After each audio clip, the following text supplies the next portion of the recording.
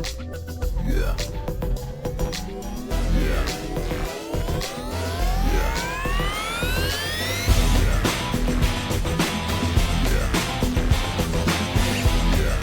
Good evening, RFHLers. I should say good morning. I know you're watching this on a Tuesday morning when this drops, but we're recording it at the nighttime. And so I'm going to say good evening. And hey, I'm 2.0 back at it after I think week one was the last time I was here. Now that you guys have four podcast hosts, you get to deal with four of us, and the rotation makes it so there's a little bit of a downtime in between each hosting gig here. So I had to shake off the cobwebs a little bit, and thankfully I've got a couple great hosts or a couple great guests with me. There's those cobwebs. I got the guests with me. I got Jake Schmalley and I got Dan Thiesing here with me. How you guys doing tonight? How you doing, Jake? Oh, what's going on? I'm doing good. How you guys doing? Just lifting weights, glasses and all over there. It's just cash. What I do usually. Hey, nothing casual about dropping the RFHL's hottest new track for everybody's team playlists. How's that? How do you feel about that? Thanks, man. I really appreciate it. I've been from November for like a couple months after November. I've been really working hard on making my second alternative album. So I decided to drop a little single there, and then the album should be coming out Friday. So I'm super excited. It's a concept album called Escaping the Labyrinth. Very excited for people to hear it. Awesome. That's so cool. I think everybody in the league listened to it when you popped it into the general chat, and there were so many people commenting about it. I think all of us agreed. I listened to it on the way to hockey last week before the 6:30 game started, and it is like the perfect, like I don't know, it was really good for getting into the game kind of mode. So it was a good track, and I think a lot of people liked it. So appreciate that. And it was funny because when I posted it in the group there, I got some good responses and I liked it. But I think the week before you hosted the podcast and you were talking about people like drinking the Kool-Aid, and I was like, it was funny. Yeah, that was good timing. Dan Thiesing, how you doing tonight, buddy? Good. How you doing? I'm doing all right. Hey, no hard feelings after last week. You guys gave us a tough game. We'll do some recaps in a minute, but boy, that was a great game we played last week. It was right down to the wire. Yeah. You guys got a good team there. I hate to see the record say what it says because your team's certainly a lot better than that. But you guys, I'm sure chatting and figuring out things, and team will come together as the season goes along a little bit more. Find those wins as you keep playing, right? Oh yeah, I'm sure.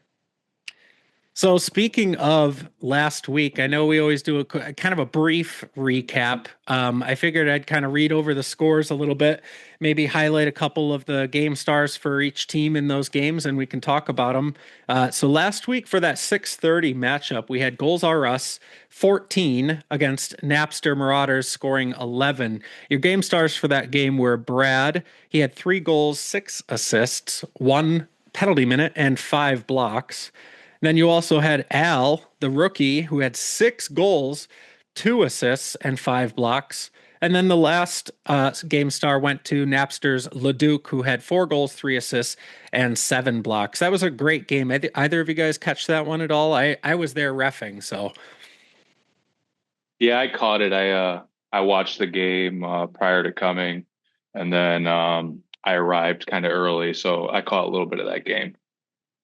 It was kind of a back and forth affair, if I remember correctly. There were a couple lead changes, and it really wasn't until maybe late second or even early third when when Goals R Us kind of started to pull away. Again, I'm trying to do it just off of memory, but it was it was one of those games where you could tell that as soon as a team would get just kind of a couple in a row, it was going to start to break things open a little bit. But then as soon as that would happen, Napster was, they'd find 1 or 2, Leduc would do his thing. I was surprised a little bit with Tom, a little quieter than his usual self in that one, only 1 goal. But certainly a lot of firepower on that team. And as soon as they start clicking, I think you can definitely say that they're going to be a team where you have to put up double digits just to beat them. They got a lot of goal scoring out there. I mean, you see both of those names, Napster and Goals R Us.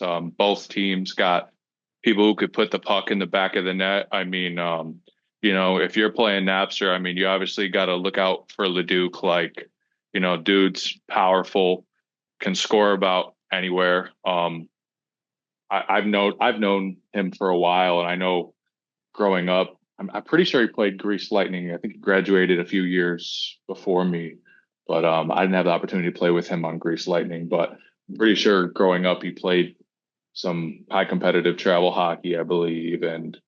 But yeah, he could score from anywhere. And then the IQ of Brad on the other side, which is, he could score, but he also has a good passing mind. So it was a very offensive game. And, as soon as Napster scored, then Bulls R Us would have two. So it was just like flip flop. Yeah, it's funny you mentioned not too many seasons ago, Brad broke a long-standing RFHL record for assists in a season. I think it was maybe 3 or 4 seasons ago at most when he did it. So it's been funny to see that he hasn't had as many assists, and then all of a sudden he explodes for six in this last week's game. That's the kind of stuff you expect out of him. Dan, has your team played Goals R Us yet? I feel like you guys have. I don't think so. No? I know we played That's right. Okay, so I know it was one or the other. So when you guys played Napster, how'd you feel about that one? What did you guys think in terms So of, that one, that was the first week, and we got down 6-0. mm, So it's hard to climb out of that one. But we get them again later in the season. So, but yeah. that's up a lot closer than it started. Oh yeah, yeah. Well, if I'm remembering correctly, your week one game, it was a big start for them, and then you guys closed the gap, but then they kind of pulled away toward the end. Yeah, But I do remember like the middle of that game being, a very tightly contested hockey game. yeah. We haven't really. I mean, our record clearly is not really indicative. I think of the talent and the potential of the team. We've been Has in. all your guys' games been pretty close? Yeah, I think. Yeah, they've all been close Yeah. within one or a few. Yeah, what I've noticed, because even after kind of going through the whole standings recently, there's some teams that have a lot of success, but I do really feel like looking, anyone could still beat anyone any night of the week, it feels. Yeah, and I mean, that's how most seasons should feel. Yeah, I think everybody will kind of still laugh, and maybe there's still some maybe there's still some repressed trauma from last season, and oh yeah, the masturbators doing what they did. But most seasons you expect that parity. You expect there's a balance, and even when there's a team whose record might be like Michael Scott's, and it's not really indicative of the team that they have. The best part is everybody makes the playoffs, and we've seen plenty of times where that 8 seed might take down the 1 seed, or whatever, or the team that maybe only won one or two, and they got it together right, when it mattered most. So, there's no saying that a record really is harmful to a team other than you just want to make sure, and maybe this is one previous captain to another captain, Dan being a captain for his team. Maybe this is some advice. The only thing you don't want to have happen is just that you don't want that record to start making people like just hang their heads or feel like they got that weight on their shoulders. You want to get that monkey sure. off the back. So, Yeah. so yeah, don't let that record hang against you. But that 6:30 game from this past week, two great teams, only 3 goal difference there. A lot of high scoring for both of them, but it was a fun game to start the night, and then we moved right into the 7:30 game. That was my Bugaboo Creek Freaks against Dan's Michael Scott Hockey Company. I say mine because I'm the one talking to you here, but it's John Huron's team. I always make sure that's clear. But it was on the no, Dan, correct me if I'm wrong. On the Facebook page, it said the final score was 7-6, but I could have swore the score was 8-7. Am I like going crazy? Yeah, it was either it was one or the other. I thought it was 7-6. I know it was a 1 goal game. I know we had a 2 goal Yeah. lead with like 2 minutes to left, and then Furlano and I had a battle in front of the net, and he made It was a good battle. I kept like talking to him all the way back to the faceoff dot after he scored on me. Like it was the best battle I've had in hockey since, moving out of the net finally. And it came down to like he had just like turned his hip and got a step, and I like lost like my like balance, or not my balance, but like I didn't have the leverage of like my center of gravity, and he just like out of the air knocked it in on Brett. So you guys pulled within one with like a minute and a half left. Oh, I And saw that one. and yeah, it was a great game. Um I was nervous all game that you guys are going to beat us. If I can say one thing that might be to our favor, if we play again, not only Ellen and Blotz, who have been just relentless players on our team, not only were they both feeling kind of under the weather leading up to the game, but I was playing through a migraine, so half our team was not really feeling that great, and you guys jumped all over us. You guys played a great game in that one. Dan, what did you think about our game? I thought it was a really good game. You guys had like just tons of block shots, and it was hard to get get it through to Brett. Yeah, that's a good observation. We had 13 block shots as a team. Um, I'm adding them up right here, right now, and you're right. There were quite a few. Blotz had four. Himself. He's always got a ton. Haran three. He's usually the league leader, or at least the team leader, but he's always near the top in block shots. I had five, and then Bob and Ellen both contributed one themselves. I honestly, Kenton was also playing probably one of his best games, if not his best game this season. He settled in pretty quick, and I made note of it. After like my second shift, I came to the bench and I said, Kenton's on one. You better start, figuring out some different shots, because I know he's had a couple games where he wishes he's had a couple back in those games. Um, but he was playing pretty hot, and we could feel it. So, Yeah, for but sure. Jake, you said you saw some of that one too. Yeah, I believe I might have caught the second and the third period of your guys' game. Uh, two two really good teams, and I agree that your record, doesn't show what Michael Scott like really is doing. But seeing your team kind of go through you a lot, and the way you use your body out there, like your team, which we're playing this week, to fast forward, but I'm kind of like, from the guarding standpoint, I'm hoping me and you don't guard each other, because I'm like, that'll be fun, and I'm sure when I play Michael Scott, it might be me and Furlano, but I'm going to kind of go off of what you were saying about the in front of the net battles is when someone's pushing up on you, guarding you in this league, finding innovative ways to get past that person is probably one of like the toughest things. So actually, Haran kind of put me to the side and said like I couldn't back someone down with my back, kind of like Shaquille O'Neal. So I'm gonna have to find other ways to get past people. But like that's kind of a point of finding innovative ways when someone's like covering you with man coverage. But that game was a good game. Was there any like crazy lead changes like earlier on, or was it that close the whole time? I think, and I didn't catch this in the game, in my mind.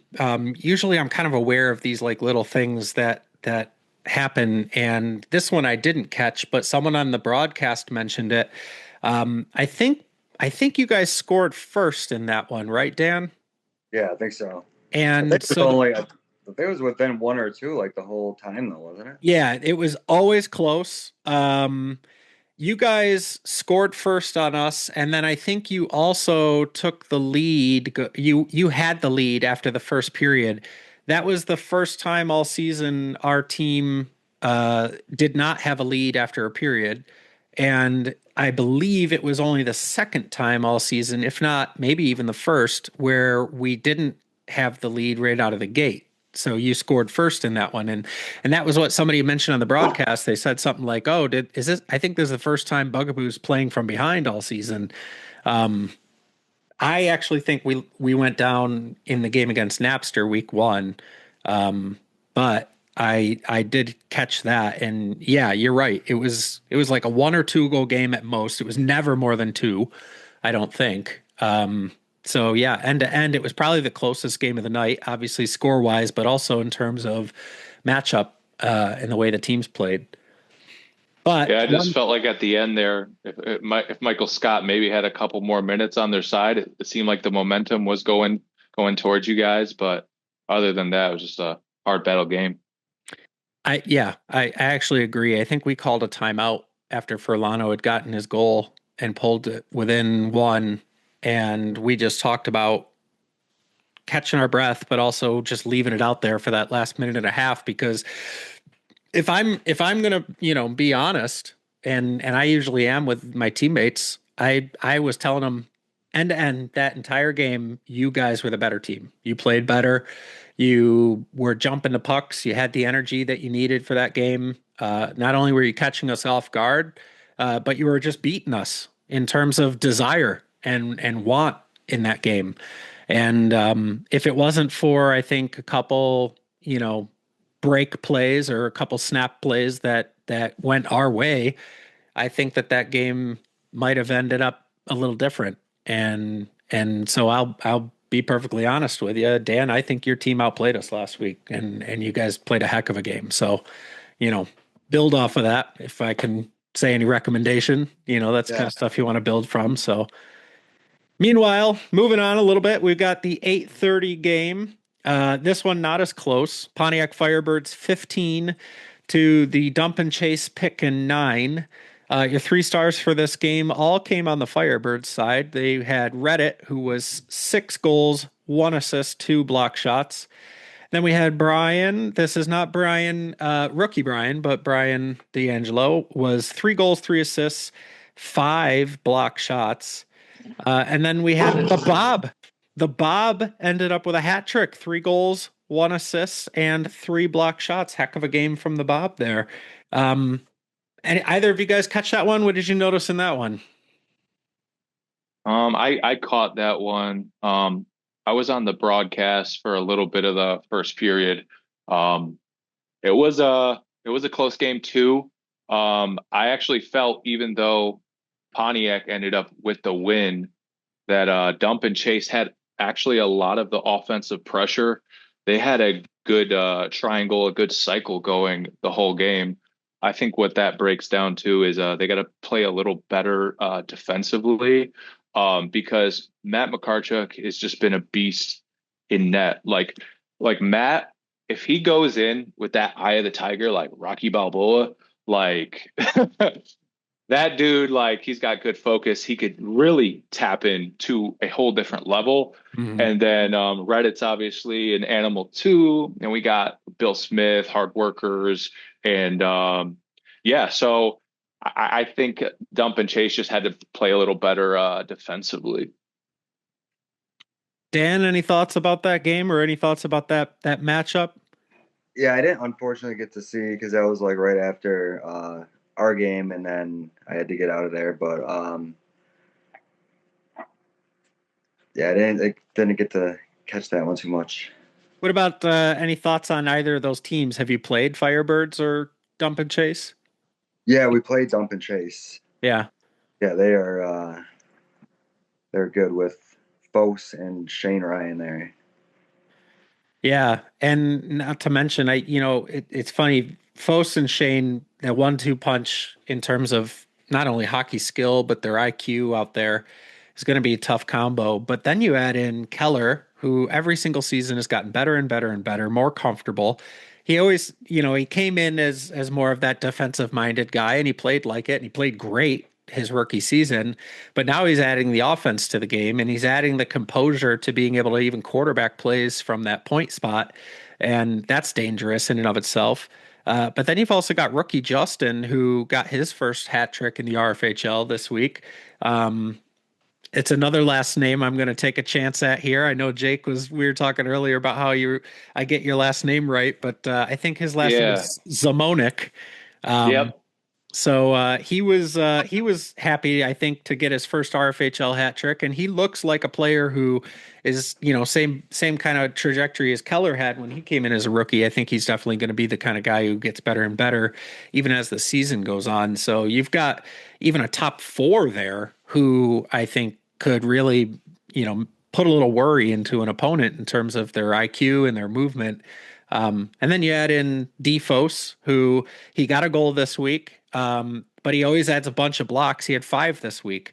Last week he was criminally, I think, under blocked on the stat sheet a little bit, and he had or not last week, 2 weeks ago, and he had the shin, the shin incident with his cut on his shin, leaking blood all over the gym after he took a block shot there, and then only had like 1 or 2 blocks on the stat sheet. And he's like, I've got more stitches in my knee than I had blocks on the sheet or something like that. So he's always good for good defense. And Mike Curry is a good defender for them too. So he's going to be the kind of guy who I think plays, with a lot of heart and a lot of mindset in terms of where to be and what lanes to clog up when he's on defense. So even though their record is also I think not what they hoped it would be, you've got Dump and Chase, you've got Michael Scott, and you've got Napster are all really good teams with records that really don't match, I think, what they're capable of. So Yeah, just to comment on what you were saying. I mean, with the blockbusters, we played Dump and Chase, and I kind of the 2 wins we have over Dump and Chase and Napster felt great. I think we played good as a team. However, when we played Dump and Chase and we played Napster was without Leduc, and mm, then Dump and Chase were without Bose there. So they were without both of their number ones. So as a competitor, I definitely want to run it back with both teams and their number ones, because we did get the victory over them. But I was going to comment on the Simonic, I believe, is Seismonic, one of those. yeah, yeah, Yeah. So yeah, he's got a motor on him, and he's grindy, right? So he's a guy you're like, if he's in the corner with you, like I might just let him take it. Like I'm good on that battle, you know. yeah. But and then we got Keller. I mean, Keller's got a great hockey IQ. I've watched him out there kind of quarterbacking on the back, and he knows what decisions to make alongside with the John Foe snapshot and the 1-2 punch there, as you guys were saying. Um, so yeah, no, they have a good team. So it's just a matter of the pieces going in the right spot. Yeah. So last but not least, for the 9:30 game last week, we had the Pan Amherst getting the win against the previously undefeated Blockbusters. The final score was 9-7. That game was tied. It was tied at 7 with like 2.5 minutes left, and the Pan Amherst called a timeout. And then right out of the timeout, they scored 2 within like I think 30 seconds. And I don't know what they said to each other in that timeout, but they came out and right out of that timeout, they looked like they had almost even like a set play where they were looking to score, and they did, and then they made something happen from it. Um, I think that it should be noted that you know recognition should go to Fish. I know last week the podcast talked about it, but John Fish and Chips Gilsonen had until that game a 19 game win streak in the RFHL across all the seasons he played. He won 19 games in a row. It started with the playoff run with Le Tremblement. It ended just last week, and it finished in between with the RFHL's first ever perfect season with the Vaders last year. So he went across 3 seasons of RFHL play with a win streak that, like I said, reached 19 games. I keep joking with Sweetmeat. He needs to throw that into the record books on the record book page on the Discord there. But the 3 stars for that game: Sweetmeat, 5 goals, 2 assists, 9 blocks. That's bonkers. We had Kurt with 1 goal, 3 assists. That's bonkers. Kurt, the assist maker, 1 penalty minute and 3 block shots. And then last but not least, on the Blockbusters, Jake, you had the 3rd star of that game: 3 goals, 1 assist, one block. What did you think coming out of that timeout? What stood out to you?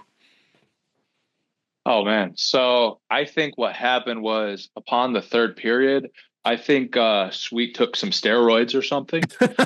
Um, no, because honestly, I mean, in the beginning, to comment on myself, like I was in the first and like half of the second, I had uh, a decent amount of success myself. And then out of nowhere, I was getting insane coverage by Sweet and then Steve Lasagna as well. So I got to give them their props there. So, we were finding the puck in the back of the net. Um, but I mean, I just think they had a better game plan there, transitioning into the third. They got a couple quick ones, and they kind of shut down our usual cycle because we're a team that could cycle pretty well, but they shut that down in the third. So the opportunities, we just didn't have many opportunities in the third. So Sweet did a really good job covering me. They kind of didn't let us cycle. Got a couple quick ones, and I'm looking forward to the rematch. But yeah, I mean, honestly, they were tough. Like in the third, like I felt like we couldn't really get anything going, honestly. But we had a lot of success earlier on, but they came back with a great game plan. Yeah. Yeah. Dan, did you catch any of that one? No, but I do. We did play against Sweet's team, and they are very tough. They're quick. They don't stop moving. And I think that's what makes them tough for sure. Two, what did you catch that game? What are your thoughts on that game? Yeah, I was actually listening to that one on the way home. It's funny, on my way there, on my way home, if I'm not already there or staying till 9:30, I usually put the broadcast on and just listen to it on the radio, just like I'm listening to it, to like a Sabres game or something. And so I was listening, and the whole time, first of all, I meant to mention this about that 8:30 game. We were joking about the broadcast and how the 8:30 game went the entire game without the score bug getting updated at all.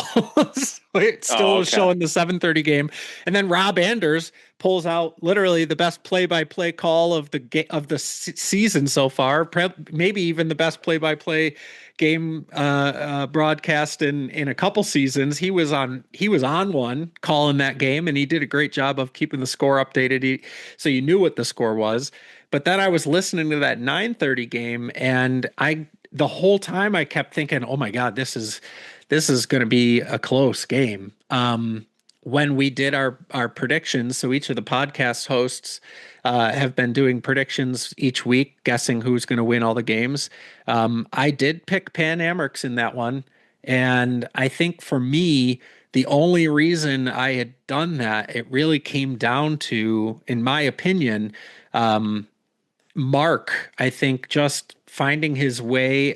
He had maybe the week one. We kind of put was it week one or week two? We had a handful of goals on him, but then he's really settled in net as the weeks have gone on. And I think everyone in the league who doesn't have Mark on their team knows how scary that can be when he starts feeling it. And he looked like he was feeling it with you guys. I think you guys still made a couple really great plays, and the puck movement and the triangle that you were talking about, cycling. Yeah. That's going to beat anybody, no matter how good a goalie is. If you got a team that's moving and possessing well, that's, to me, I've said for years and years and years and years that the best strategy, the most successful strategy to getting everything out of any team is to focus a little bit more on possession rather than just downhill creating chances in transition or shooting. And you guys do that. But I think the speed of, Sweet and Lasagna and even, Kurt and Maston do a great job of blocking shots and really being Yeah. kind of aggressive to stepping up towards a shooter in ways that can benefit them.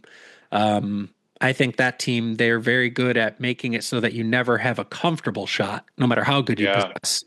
And that might have been the difference maker. But I was listening to it, and it was a close game the whole way. And then I heard that timeout, and I heard the broadcast come back, and then they're like, and it's 8-7, and it's 9-7, and I was like, holy crap! Like you said, what did Sweet do? Yeah. Did he go and down an espresso or something? Like, Yeah, no, I gave him credit. He was guarding me pretty good. I didn't have that many opportunities in the third. I'll also comment on one of our rookies, Rockefeller. He's been out for 2 weeks, hmm and watching that game, and then going back and watching two previous games, he does bring a lot of offensive pressure too, and he's an option that I know I could dish to, and I know he's going to be able to finish. So without him for a couple weeks, we're not as well. We're still a full team, but you know what I'm saying. He yeah. helps out. I was gonna ask Dan a question. Are you getting any feedback in the mic, or is it my headphones? So I could No, know.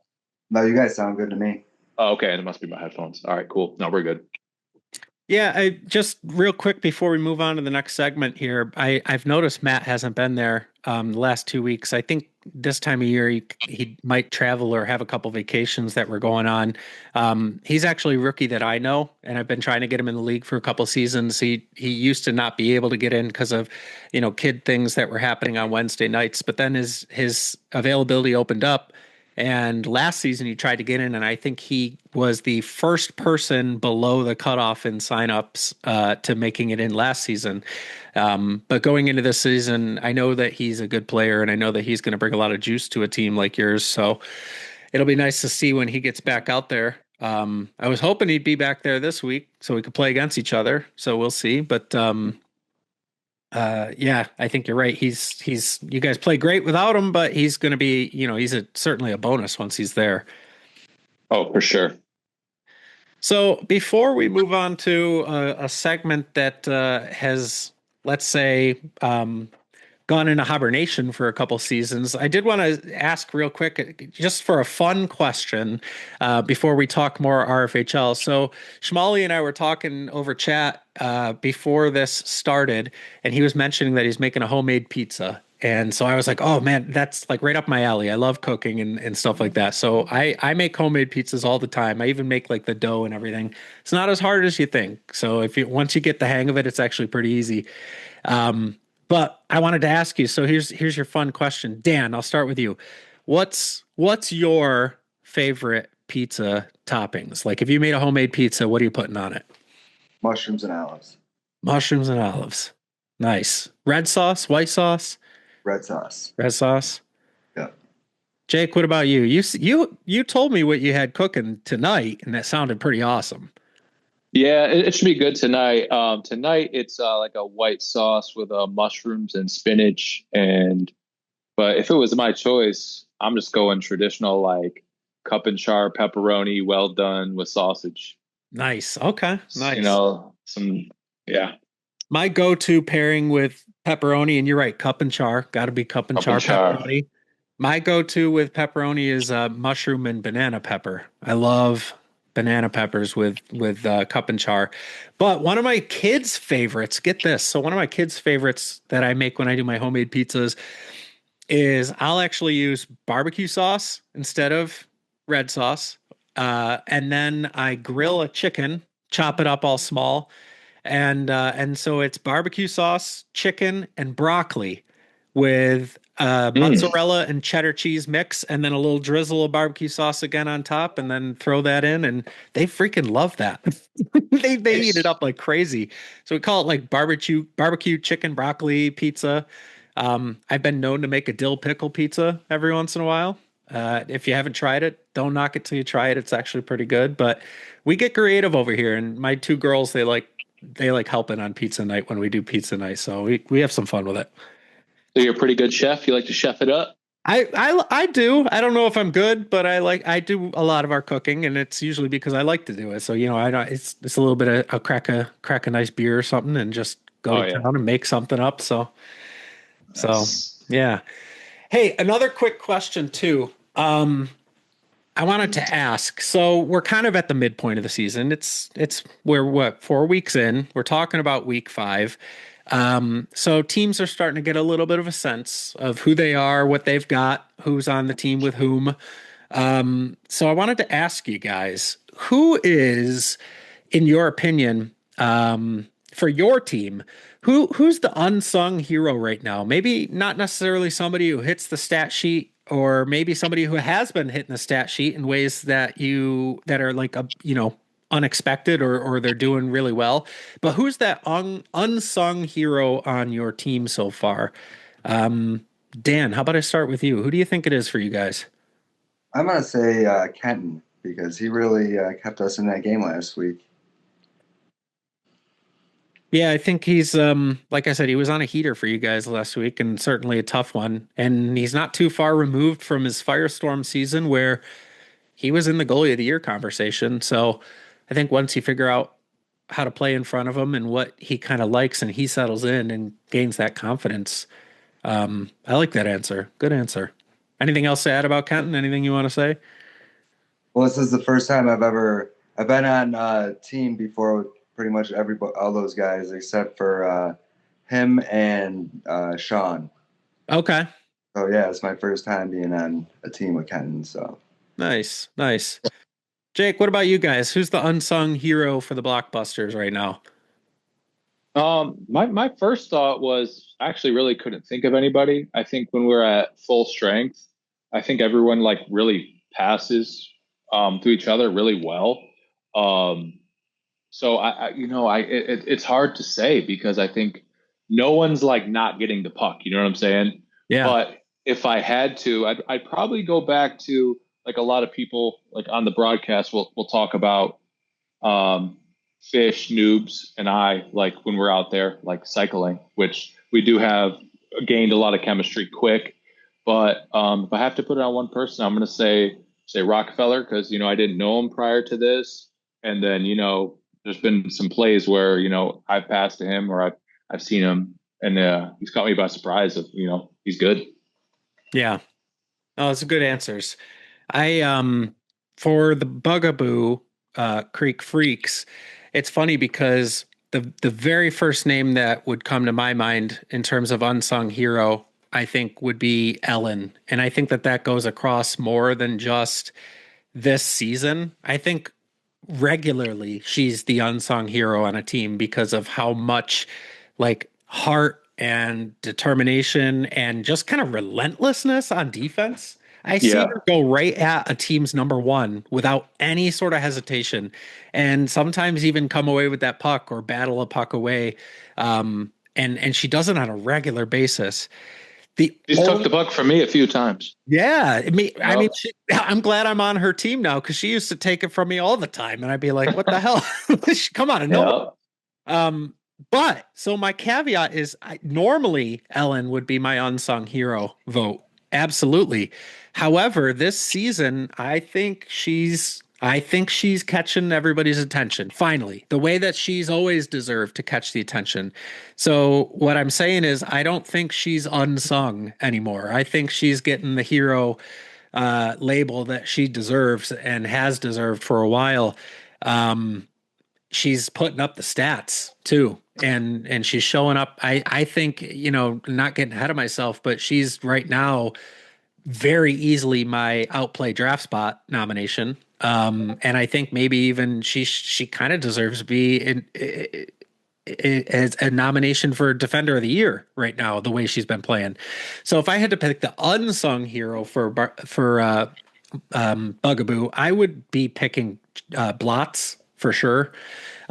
He is also one of those players who just has a very, very high energy on defense, very like determined, sticks with a play. He can make like a play that gets everybody energized on the bench. When he goes and wins a puck or battles a puck loose or steals a puck and gets away from a team, a player on the other team who's normally a good scorer, and he shuts him down with a good play. Um, I think Blotz is right now this season Bugaboo's our unsung hero on our team. I think so. So that being said, I'm gonna pull up the for the first time in quite a while here, and let me know if you guys. I hope you're seeing what I'm seeing. You should be seeing a nice blank screen. There we go. So it's been a little bit, but we are back. back to our very official-ish power rankings. Except it's not me. I'm not doing them this time. We got Mr. Kool-Aid. Mr. Jake Schmalley, guest power rankings extraordinaire for this week. Jake, I asked him a couple days ago, or maybe even a week ago, uh, what's something fun you want to do for the podcast? And he said, I used to love when you guys did the power rankings. And I said, yeah, let's bring them back. And I said, do you want to do them? And he goes, hell yeah. So, Jake, take it away, buddy. Here's your power rankings. So they're all yours. Oh man. Oof. Yeah. You can see me here. I'm all good. Yeah, I think everyone should still see you. Yeah. So yeah, doing this, I'm a little nervous now because I'm like, I didn't want to ruffle any feathers, but I mean, power rankings are, it's my opinion, right? And everyone has them. So the reason, prior to getting into me starting this, the reason I wanted to do the power rankings is actually it's coming from a place when you did them last year. I was on the Tsunami Tacticians. Love that team I was on. However, we did get some flack in the podcast about our defense and stuff like that. So I think we were pretty low on the power rankings. And I was new to the league, so I was, no pun intended, I was drinking the Kool-Aid, watching the Poj, and I came in so fired up the next week. You know what I'm saying? So as me saying, that's gonna transition me to talking about Dump and Chase being last. Is use this to be fired up. Go get yourself a dub next week, because it could have been this. This couldn't have been them, because I talked about how talented this team is. So I'm almost putting them, kind of put a fire underneath them, is because I think you guys you have a lot of talent. You guys could turn that record around. The only reason. So right now in the stats, the lowest team in the league is Michael Scott. And the only reason I didn't put it like how the stats showed it is because of the performance they put against the number one team in the league, Bugaboo. That's you guys. So had to light a fire and put them last. Defensively, you guys got to pick it up a little bit. I remember you and at least two other people on that team came up to me after I had put Tsunami last in the power rankings. You came in the very next week, you won the very next game you played, and you and at least two other people said to me after you said and point blank, like I wasn't like trying to be mean or anything. I was just saying, like, these guys have a lot of offensive firepower. They just need to find their way on defense a little bit. And then you guys all came up to me after that game and you're like, we really talked about what we need to do on defense and then made it happen. And bam, like it was right there for you. So yeah. And the unfortunate part about doing this is you're going to have to do that. I mean, if anyone's like towards that, it's unfortunate, sure. But you got to make a list. So how about then say it to Dan's face, because you got him right here at number 7. So Dan, your team here for Jake's power rankings so far. So take it away, Jake. Yeah, number 7, we got Michael Scott, and this one, me ranking them number 7 is just what I'm seeing. I mean, the reality of the situation is they don't have a win yet.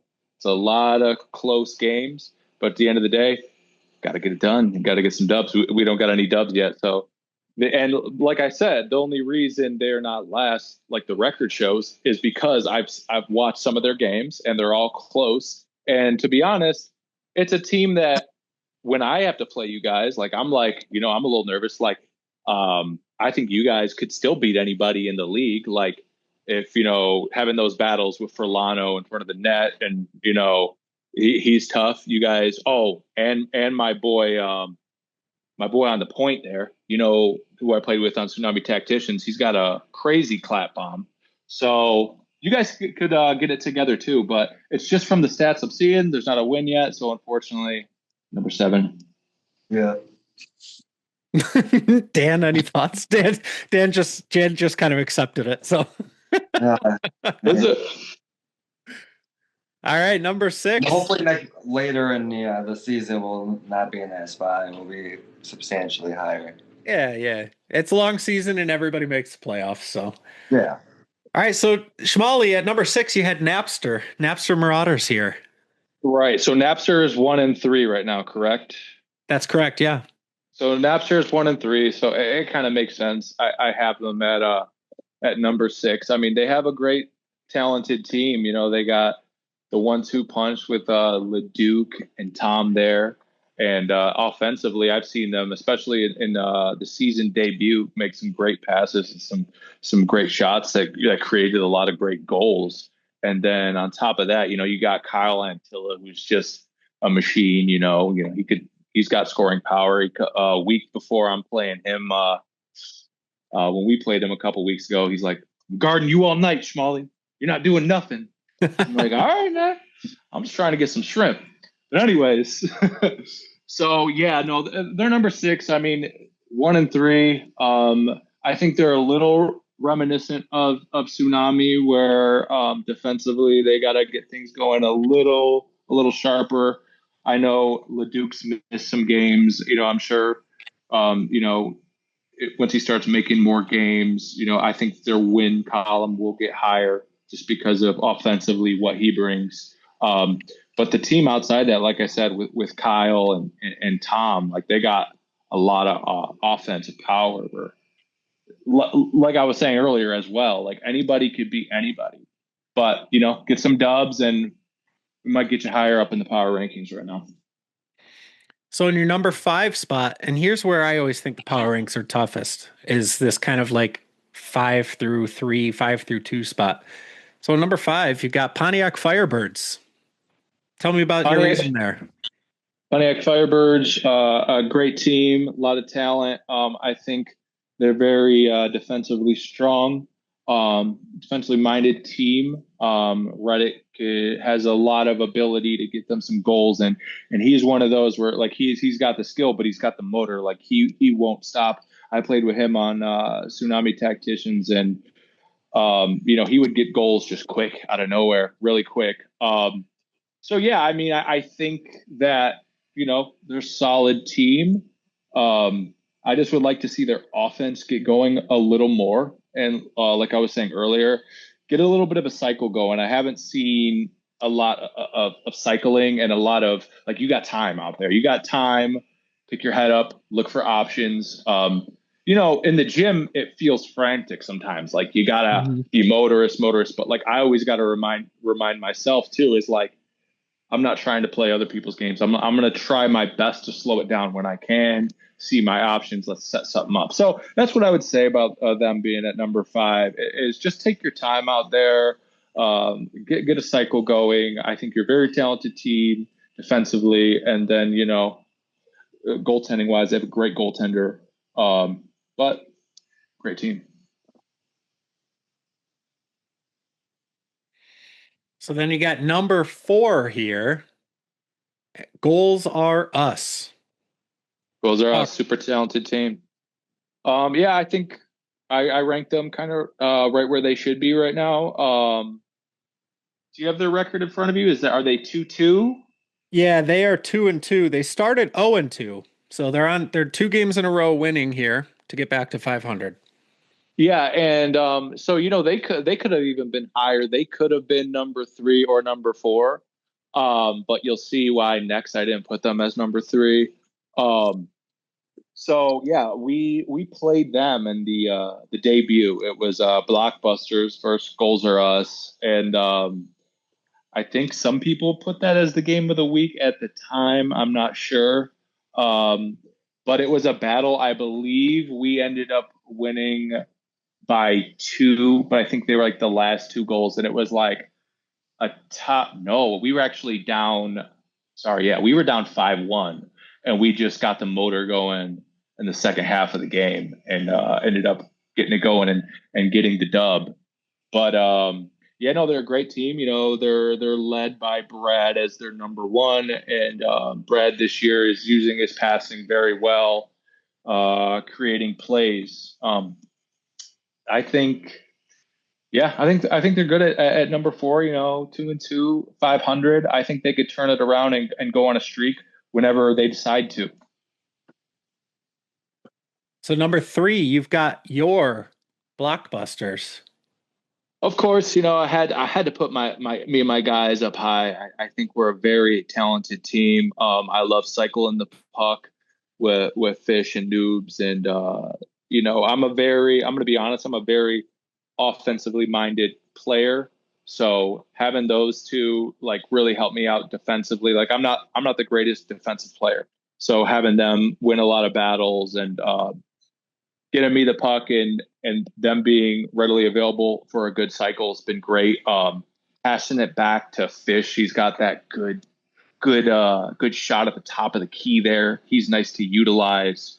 But yeah, no, I think number three works for us pretty well. I mean, we're 3-1 right now. The only way some people could dissect that is we did play a couple of the teams without their number one. So that's why I didn't put us higher on the list, like at number two, is because we have to prove ourselves playing those teams that we beat without their number one. So we got to run it back and see where we're ranked when we play the teams when they have their number ones available. But I still have the confidence that we could get that done for sure. But number two, you had my Bugaboo Creek Freaks. Yes. Yes. No, you guys are, number one in the league right now. You don't have a loss. So it's probably like, oh, why am I number two? We haven't had a loss, so that's the only reason I put you guys at two is because of the most recent match against Michael Scott. It was kind of it was kind of a numbers thing that I just kind of put together is, Sure. Since they haven't got the win yet and I think you guys only won by one. I think that's why I didn't put you at the number one spot, but you haven't lost yet and you're probably going to hear these words and, going on me this week, but yeah, so that's why I got you guys at number two. All right, so that leaves number one. You had the Pan Amerks in your number one spot. Yes. This was kind of recency bias. I just played them and you kind of know like what you felt, right? And so I'm going to give people their flowers, while they're here right in their face. And the way they shut us down to a team where we went into that game undefeated and they had a loss on the record, but we came in undefeated and they were able to shut us down at the end and prevent us from the win. And just from what I felt during that game, they felt like a number one team to me for that game. Can it change as the season goes? Maybe, but I just know what I felt from recently. And after that game, I was like, dang, this might be the number one team in the league. So just to recap for everybody, and thank you, Jake, for putting your neck out there and doing the power rankings. Oh, yeah, I'm going to get slaughtered this week. Sorry, guys. It's a tough spot. But here is your overall rankings. Here they all are right in front of you. These are Jake Schmalley's power rankings. Just remember that it's Jake Schmalley who did these power rankings, not 2.0, not Dan Thiesing. It was Jake Schmalley who did the power rankings you are seeing right in front of you right now. But Dan, if you hearing Jake and actually I am gonna give you some flowers. I loved the analysis and the breakdown and the reasoning. There's actually there's not a ton I would change or disagree with in any way with your rankings. But Dan, looking at them right in front of you, what do you have to say if you had to give a kind of a brief recap or a brief idea of any changes you might make or anything you got to say about these rankings? Oh, it's just really interesting to see Dump and Chase at 8, given, when we played against them and, how tough they were, it seemed, in that game. But yeah, everything else looks, pretty much right. We got to play Pontiac this week. So hopefully we'll get in the win column. Yeah, I think that I agree. There's not a lot I would change. It's tough because on one hand, you're absolutely right, Shmali. Like, for example, you made the point that that our team, we kind of eked out a win against Michael Scott. So I could see where that's a knock.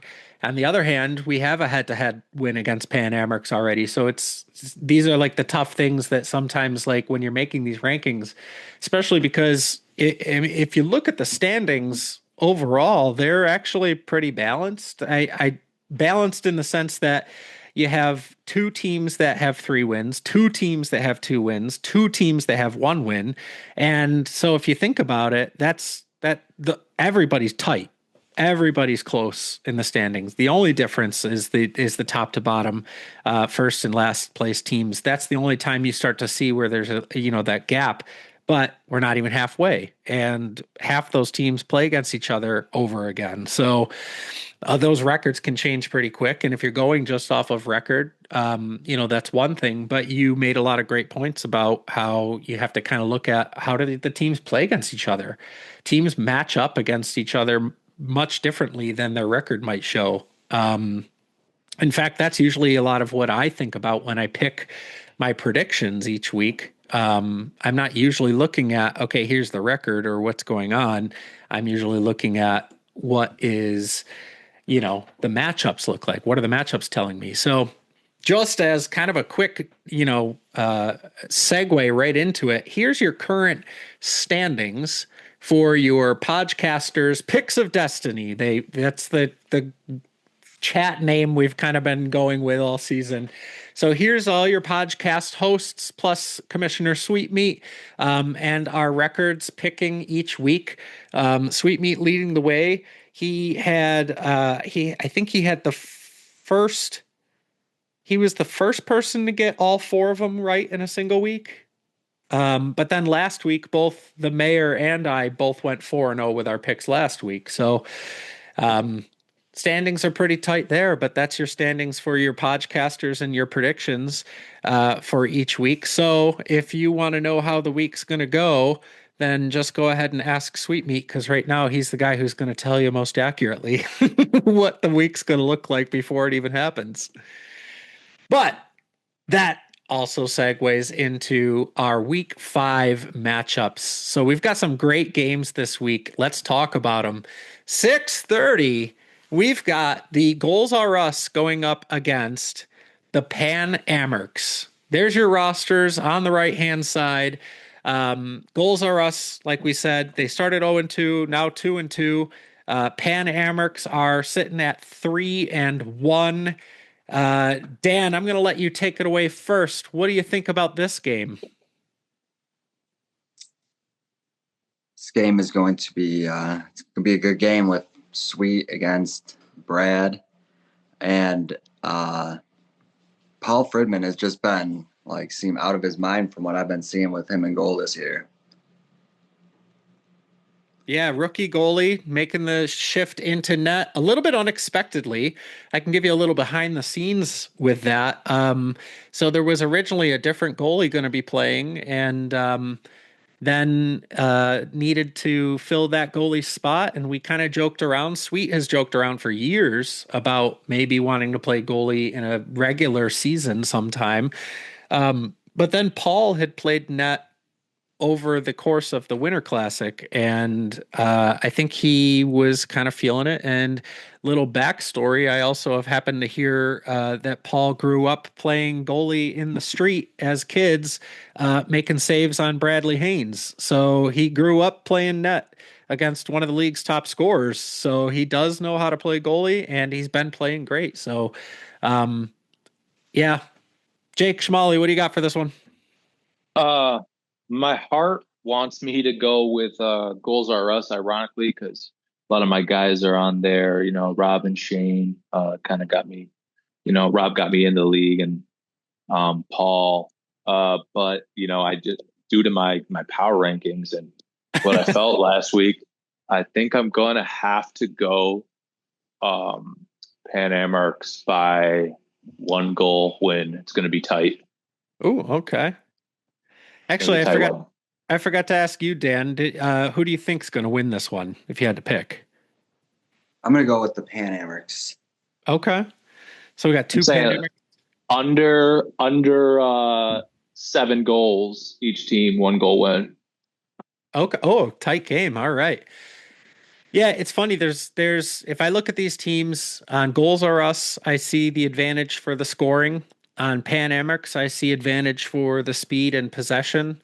I see a slight advantage in terms of for Goals Are Us, a balance like top to bottom roster.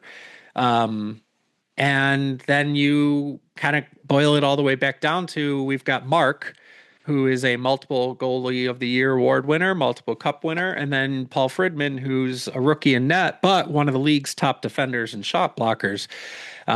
It's so funny because I've talked about this before when I look at hockey games sometimes in the RFHL. I kind of look at the goalie matchups the same way you might look at a pitcher's duel in baseball. And you're Makes sense. and you're looking at right now, I think you've got Mark Ziegler is an ace in the league. And then you've got Paul Fredman, who's certainly an up and comer if he sticks with goalie, but even if he doesn't, he's making a case for, you know, really surprising everybody with his play in net because he is doing, pretty well. And there's going to be those growing pain weeks. I think like last week he had in his game, he played a game that I think he could take back. He let in a good handful, and then he subbed in a back-to-back game, and then in the game he subbed, he played out of his mind. And I was making jokes with him about how like, oh sure, save your best game for the team you don't play with, right? But He subbed with us that game. yeah, and so it's a good example of how you as a goalie, I think I've always said rhythm matters, getting into a groove, getting into a rhythm and net matters. And as a rookie, that's harder because you're still really feeling out the gym. But once you can feel out the gym and you expect what to expect with the pace of play and the shots, and maybe you start to put a Rolodex of who does what in the back of your mind and the play styles of each individual player, then that's when the groove starts because you can settle in and you can put aside all that other stuff. And I think he's well on his way to that. If you guys actually have time and you go back to week 1 when we played him, the way that he was getting saves on me and two usually like moves that were my bread and butter, like I went to my backhand a couple times, which gives me success, and he read it. And I want to say, like, before I got any goals in that game, the shot differential of his saves versus my shots were unreal. Yeah. No, he's had some heaters. So 7:30, we've got Michael Scott Paper Company going up against the Pontiac Firebirds. Dan, I'll let you lead off again with this one. Oh, wait, by the way, Dan, going back to that last game, I think I asked you already. You picked Goals R Us? Or you picked I'm sorry, what? Pan Amex, yeah. Pan Amex. And Jake, you had Pan Amex as well, right? Yep. So just to throw it out there for mine, I'm going Goals R Us in that one. I just think even when you look at that pitcher's duel, I'm going to go against the grain and I'm going to say that this is the kind of game that feels like Paul could be frustrating. The type of scoring that Pan Amex normally goes for is the type of scoring that I think Paul settled in against a little better than other types of offense. So we'll see. So anyway, 7:30 here. Dan, what do you got? This is your matchup. Yeah, this one I'm going to predict Michael Scott Hockey Company is going to get the victory. How do you feel about what do you see on the rosters? How do you feel about going into this game? You don't have to give away like any strategy or anything.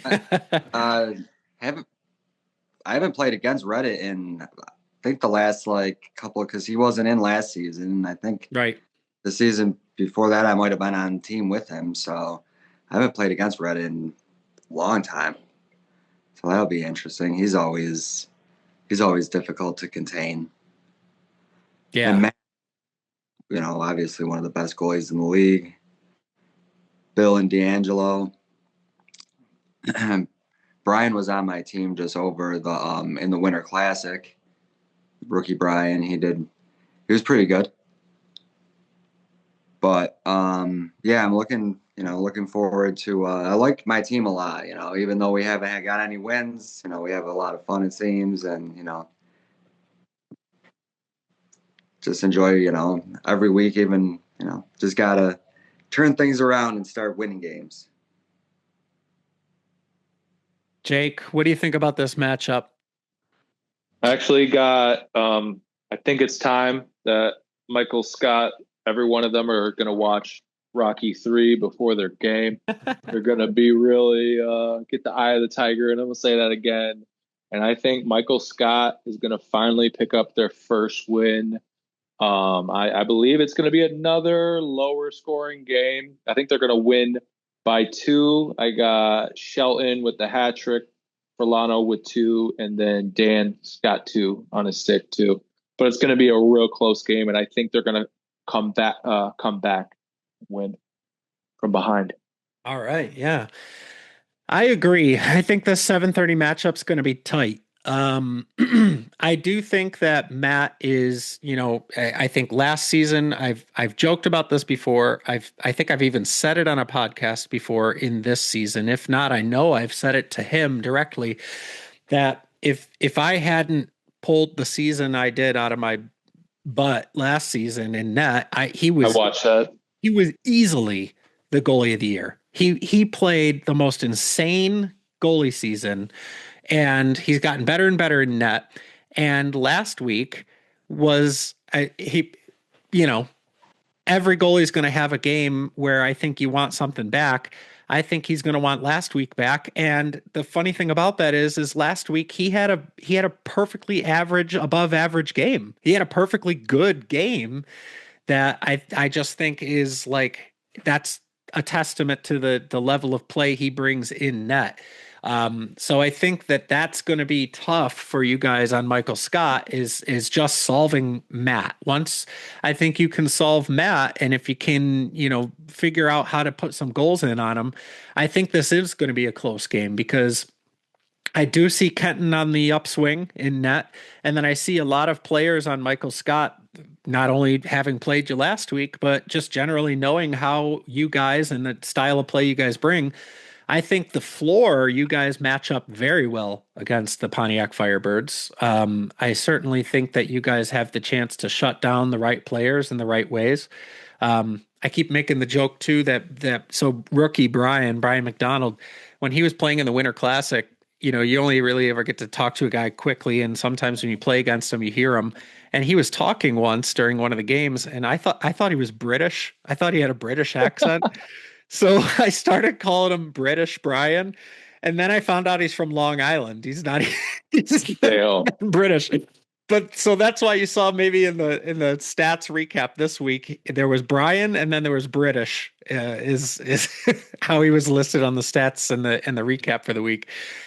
He's playing great, and then when you get K Flow, who he missed the week we played them, but he's a great defender. Bob Hartman, great defender, who then last week started to throw some offense out there. Maybe it was his kids telling him to do trick shots, but Brian was doing great, or Bob was doing great out there. So if the Firebirds can find balanced scoring, I think that's what's going to be the difference maker in this one. I think Michael Scott's got the floor player advantage.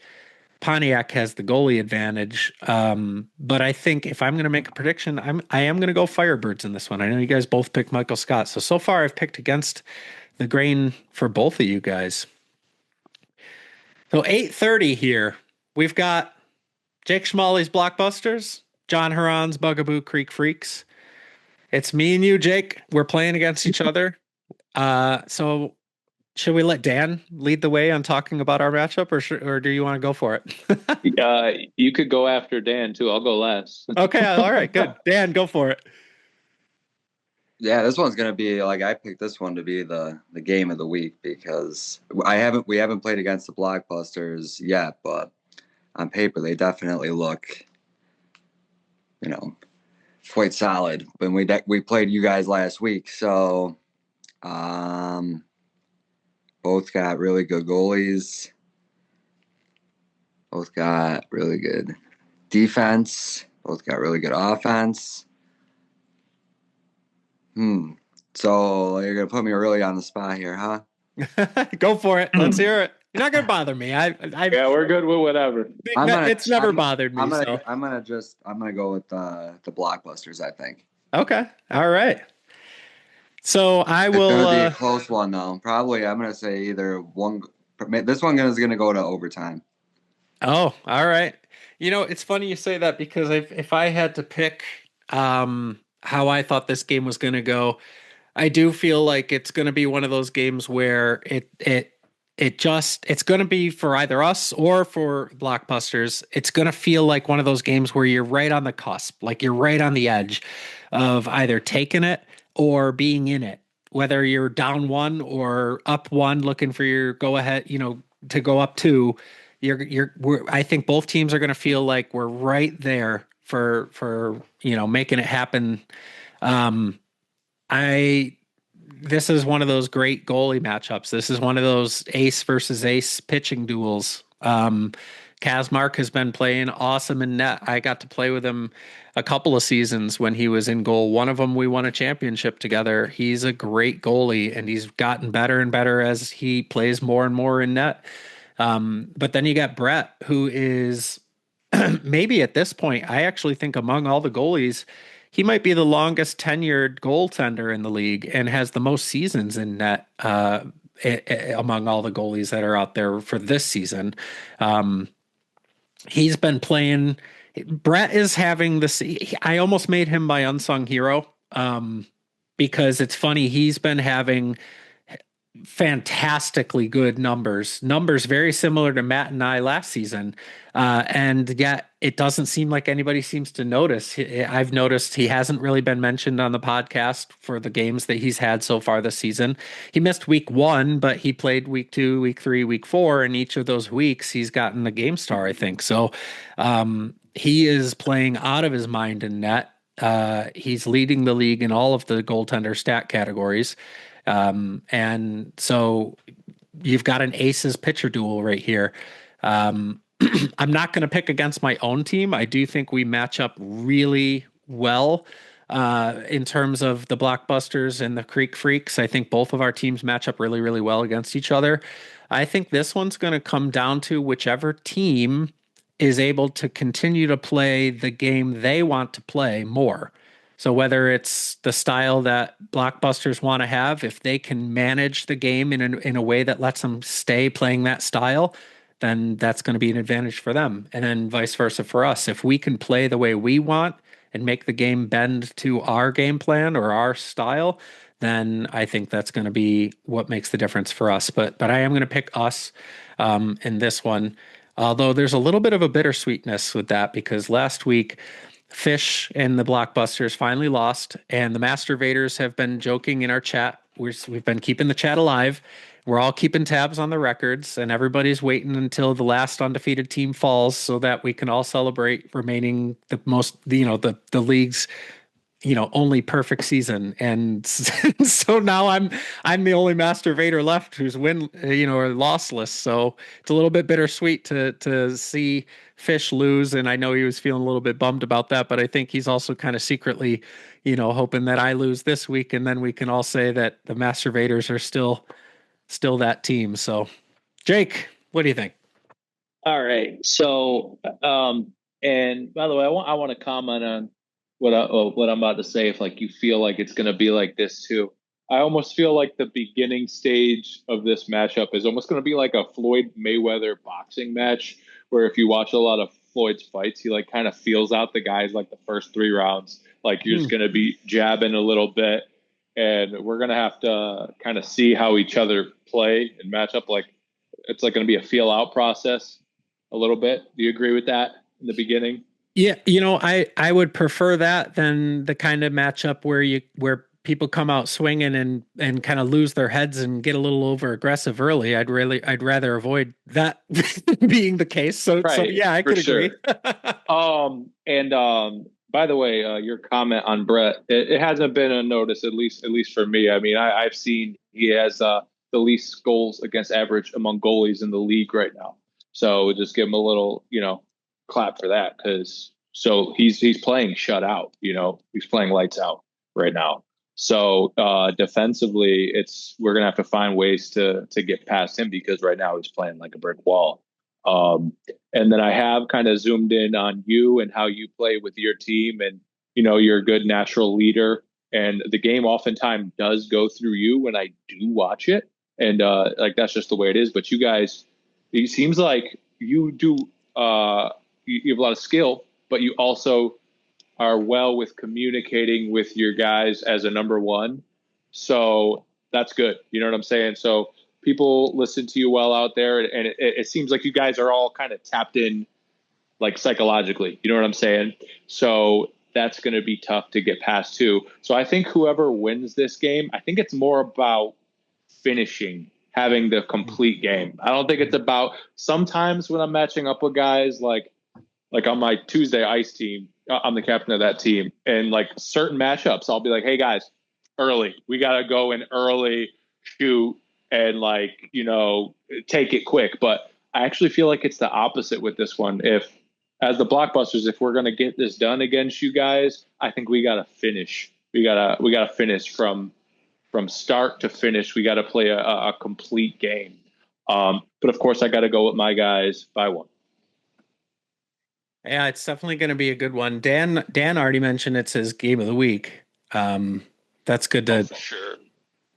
So 9:30, we got Napster, Dump and Chase. Jake, how about you lead this one? What do you got? I'm gonna lead this one. I'm actually pretty quickly.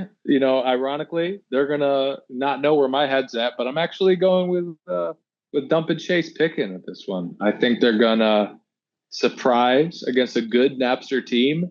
They're gonna be fired up from my words earlier about putting them in last in the power rankings. And I think they're gonna get a dub and start to see the other side. I would say a win by 4. Okay. Dan, what do you think? Yeah, I'm gonna go with Dump and Chase too. I think. I just think that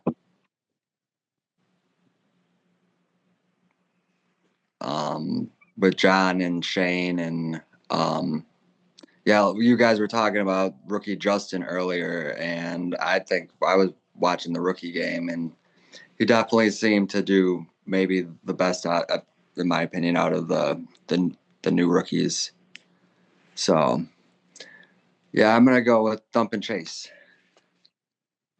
Yeah, it's funny in this one. I see a very big. I see a very big sign that says these two teams are almost the same. Yeah. You've got 3, 4 guys on Napster who are all, big time goal scorers. And then you also have guys who contribute on Napsters and have been getting better and better each season. And then you look at Dump and Chase Pickin, and again, you got 3, 4 guys who all score and then great contributors. And then you look at, in terms of goalie matchup, I think these two goalies match up pretty well in terms of what you can expect from them and what I think both of them will want to do this week is find that groove. They're both going up against a top scorer. You got John Foss going up against Steve Leduc, and, Prizzy's going to have to be ready for what a Leduc shot looks like, or Sisson's going to have to be ready for, John Foss and knowing the kinds of shots he likes to make out of his office behind the net there. His own net is his own office. I always joke about how he's got the opposite office as Wayne Gretzky. He likes it behind his own net in the RFHL. So both goalies are going to have to know what to do against those top scorers for each team. I think this game is going to come down to whichever team plays better defense for their goalie. Both of these teams are very offensive minded. So which team is going to, hey, let's throw it back? Which team is going to come out this week and they're going to take the tsunami tactician medicine that they got a couple seasons ago and say, look, we know we can score goals, but what can we do better on defense? What do we got to do this week on defense to make it happen and help my goalie really feel comfortable, settle in, shake off whatever's been going on? I think whatever team does that is going to be the one that wins this one. And I think that you're right about one thing. I only think one team is going to do it. And so I do think this is going to be one of those games where the score, it might not be as close as some of the other matchups for the night. So for me personally, I also am going to be picking Dump and Chase Pickin in this one. I think that those guys have the defensive capability with Shane Ryan, Andrew Keller, Mike Curry, Dave Fosse. I think all of those guys can settle into defense a little bit more and really help Prizzy, shore up and play. And that's not to say Prizzy hasn't been playing great. He's a rookie goaltender in the RFHL. That takes a lot of adjusting, So he's been playing great with that one. So I would put one more comment on it. So I will go. I'm still thinking dump and chase picking. However, I know sometimes this year Napster hasn't been full strength, but I do think if Napster has their full team show up, I will actually change my pick and go with Napster if they're full strength. Yeah. No, you're right. They're a tough team. I think when we played them, they weren't even full strength, but I think when we played them, they were missing AJ, if I remember correctly. Well, maybe they were full strength. I don't remember. It was early. I think it was week 1. But yeah, no, that's a good point. So yeah, there's your matchups for the week. I do have real quick one right before we wrap up here. I do have one special announcement. This is news for even the guests here. So the summer season has been announced. It's coming up. If you haven't joined before, summer season, Westgate Park this year taking place June 10th of all days, June 10th until August 19th. It's $25 for Gates residents, $30 for non-residents. That's 6 games for you to play plus playoffs. And then they do have additional weeks in case there's rainouts. It's always a fun time. I think everybody in here, we've all done it, right? All 3 of us have played outside. It's a nice change of pace with the mini nets, no goalies, 4-on-4 ball hockey. And then just hanging out, kind of tailgating, so to speak, between games or during, the night. It's always a fun time, but I do want to make the announcement that is now out there and signups are open. Signups are open now for the RFHL summer season. So if you want to play summer, go sign up. It does fill quickly. It's a great time. It's a really awesome way to play some hockey in between the long stretch between spring and fall seasons. So with that, I do want to just say thank you to the guys for joining me tonight.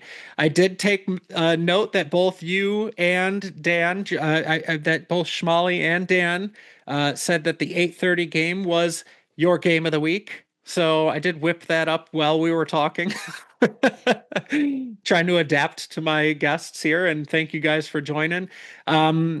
I always like to end with just a real quick recap. Jake, is there any last words you have about this coming week's matchups? Any last things you want to say about any of them? No, I think I said about everything with the matchups. I kind of wanted to put something out there just to pique interest. I kind of put in the Discord chat. I don't know if anyone would be down, but I kind of want to see if there's any interest. You know how there's the Winter Classic in between seasons where we play in the floor? I wanted to see if maybe we could do it in Gates Park. Maybe if I reach out to Dan, or I don't know if we would be allowed to do it in the gym if there's time. I think it would be cool to do a tournament in between summer and do it on like a roller hockey tournament.